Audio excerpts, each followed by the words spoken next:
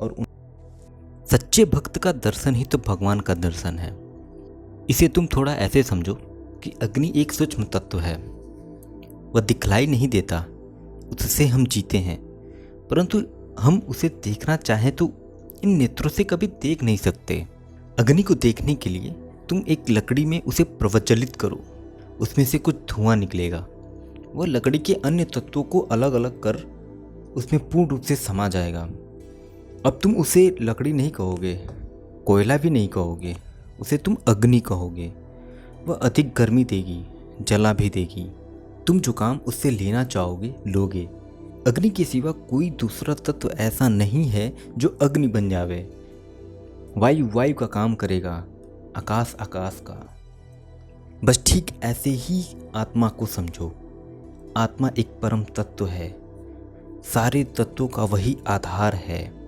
कोई भी तत्व बिना उसके ठहर नहीं सकता, न उसका अस्तित्व ही रह सकता है। लकड़ी में जैसे और भी तत्व थे, परंतु अग्नि ने उन सबको धुएं के रूप में निकालकर अलग कर दिया था।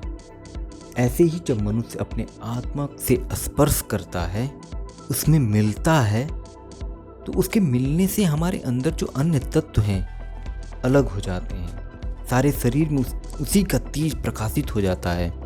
जिसके शरीर में आत्मा का प्रकाश फैलता है, उसके अंदर से अज्ञान ऐसे चला जाता है जैसे दीपक के जलते ही अंधकार का भान नहीं रहता। ऐसे ही प्राणी के मन में अज्ञान नहीं ठहरता, परंतु यह निश्चय समझो कि अग्नि अग्नि से ही मिलेगी, वायु व आकाश से नहीं, पृथ्वी या जल से नहीं। परंतु हम यह जानते ही नहीं। पुस्तकों से ज्ञान लेते हैं, घड़े को देखकर पानी चाहते हैं। अरे घड़ा पानी रखने का स्थान है, पानी दूसरी चीज है। ऐसे ही ज्ञान पुस्तकें नहीं दे सकती। तुम देखोगे कि एक बहुत विद्वान मनुष्य जब शरीर त्याग देता है तो विद्या शरीर में नहीं रहती। वह शरीर हमें ज्ञान नहीं दे सकता, इसलिए वह ज्ञान चैतन्य से ही मिलेगा। परंतु अकेला वह चैतन्य आत्मा भी बोल नहीं सकता, इसलिए शरीर की आवश्यकता होगी। बिना शरीर के शब्द कैसे आवेगा? इसलिए उस ज्ञान को शरीर की आवश्यकता है। बस ठीक ऐसे ही आत्मा के ज्ञान को या उस प्रभु के दर्शन को शरीर की आवश्यकता है। ऐसा यह ज्ञान जैसे अग्नि प्रारंभ से थी और लकड़ी में प्रवेश होकर अग्नि बनती थी, वही वस्तु आज भी है। यह ज्ञान आदि से है और आदि से मनुष्य का शरीर भी।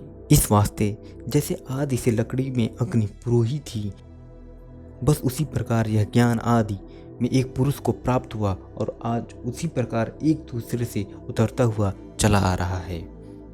जिसकी आत्मा में यह ज्ञान प्रवेश हो जाता है, उसको फिर हम मानव नहीं कहते, उसे हम अवतार कहते हैं, संत या सदगुरु कहते हैं। कहीं कहीं इसको दूसरी प्रकार समझाया है कि जैसे पिता ही पूरी तरह से पुत्र के रूप में आ जाते हैं, भगवान भी पुरुष के रूप में आ जाते हैं, इसलिए उसे ईश्वर का पुत्र कहने लगे। कोई उसके संदेश को अर्थार्थ ज्ञान को लेकर आया, उसी को हम देवदूत, प्रभु भक्त या पैगंबर कहने लगे। इसलिए भक्त में ईश्वर पूर्ण रूप में मिलता है।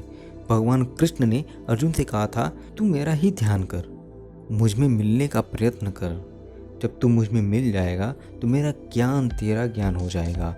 इसलिए भक्त भगवान का स्वरूप होता है, इसका ज्ञान ईश्वर का ज्ञान होता है। बड़े ही भाग्य से किसी का दर्शन होता है। जिसने ऐसे भक्तों के दर्शन किए हैं वह जानते हैं कि ईश्वर कहाँ है और कैसा होता है। ऐसे भक्तों में ही ईश्वर खेलता है और उनके संकेत पर बोलता है।